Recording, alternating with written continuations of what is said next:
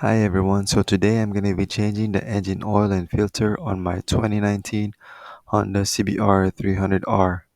So the first thing I'm going to be doing is removing the right undercowl.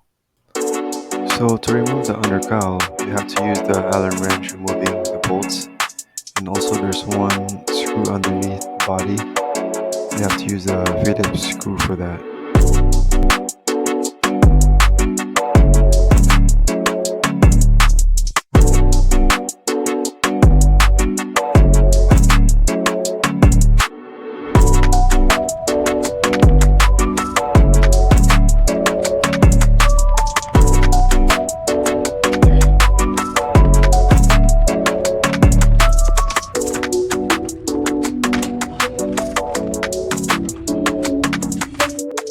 Since the engine is cold, I have to idle the engine for about 3 to 5 minutes. I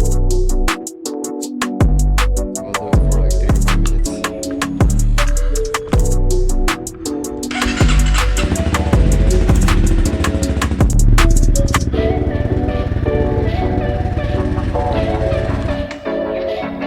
Alright, after idling it for about 5 minutes, switch the ignition off and then cool it down for about 3 minutes.